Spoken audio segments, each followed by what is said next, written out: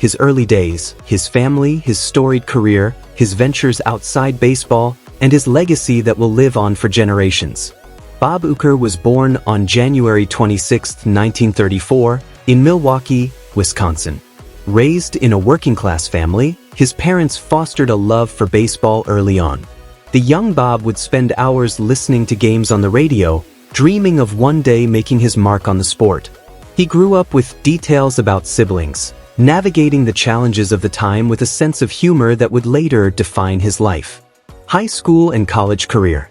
Uecker attended high school, where he developed his skills on the baseball field. Though he wasn't considered a standout star, his dedication and love for the game were undeniable. After high school, Bob's baseball journey didn't take the typical collegiate path. Instead, his career would be shaped by persistence and grit. Professional playing career. Bob Uecker began his Major League Baseball career as a catcher in 1962. Though he described himself as a light hitter, his time with the Milwaukee Braves, St. Louis Cardinals, and Philadelphia Phillies earned him respect. In 1964, Uecker was part of the Cardinals' World Series winning team.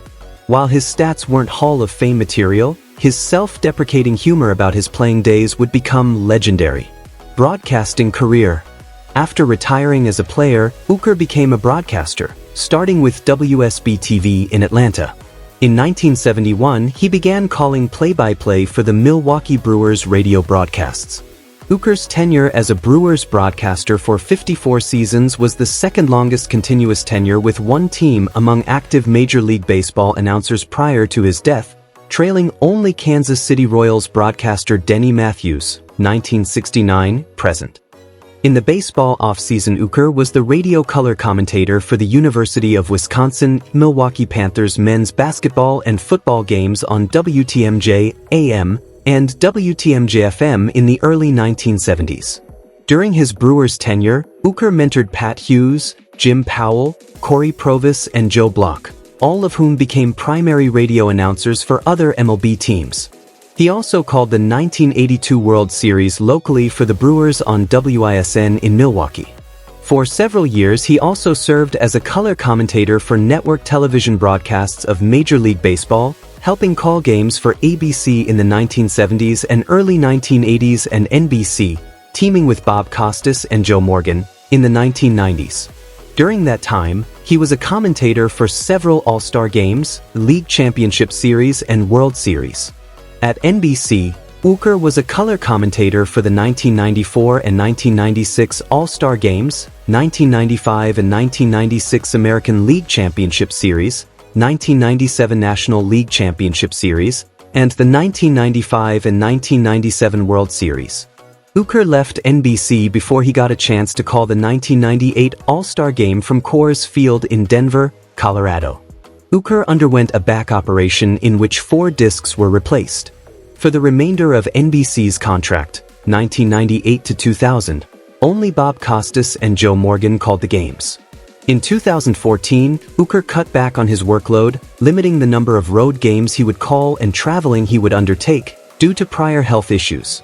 Prior to the 2021 season, Uecker had never signed an official written contract with the Brewers to do the team's play-by-play, instead agreeing to do so via an undisclosed number of handshake agreements with either Bud Selig or Mark Atanasio, the owners of the team. He signed a contract in 2021 in order to be covered under the Brewers' health insurance plan after cuts to his SAG-AFTRA benefits for acting work. Sports expertise outside baseball. Uecker's sports expertise extended beyond baseball.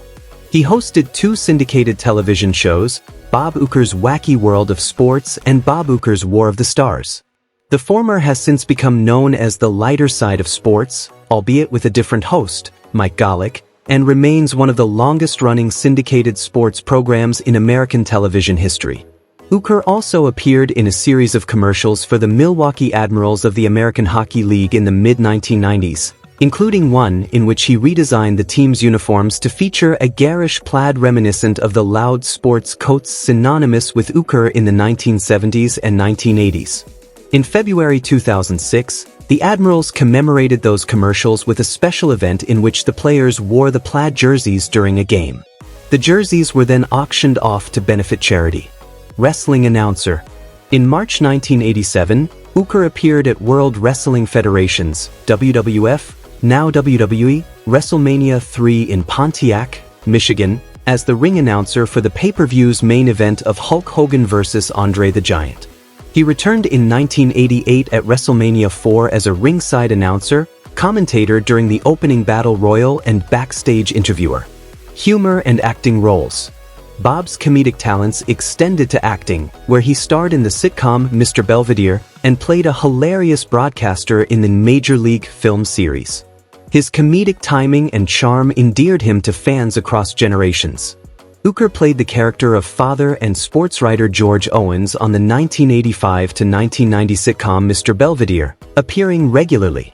He made cameo appearances as himself in the films O.C. and Stigs and Fatal Instinct, and in episodes of the sitcoms Who's the Boss?, DC Follies, and Lateline. He was the voice of the head of Bob Uecker in the Futurama episode A Leela of Her Own. Uecker played Harry Doyle, the broadcaster for the Cleveland Indians, now Cleveland Guardians, in the Major League film trilogy. In the movies, Uecker's character is known for his witticisms and his tendency to become intoxicated from drinking during losing games, as well as downplaying poor play by the team for the radio audience. For example, in the first film he also coins another popular sports catchphrase, "Jewest a bit outside," to downplay an extremely wild pitch from Ricky "Wild Thing" Vaughn, played by Charlie Sheen. Uecker received the role not because of his broadcasting history with the Brewers, but because of his popular Miller Lite commercials.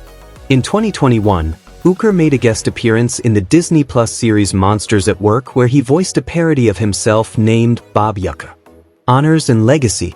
From the Ford Seach Frick Award to multiple Hall of Fame inductions, Bob Uecker's accolades speak volumes about his contributions to sports and entertainment.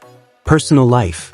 Uecker and his first wife, Joyce, died 2015, had 4 children, Leanne, 1957 to 2022, who died of ALS in March 2022, Steve, 1959 to 2012, a cowboy, who died of complications of San Joaquin Valley fever, Sue and Bob Jr.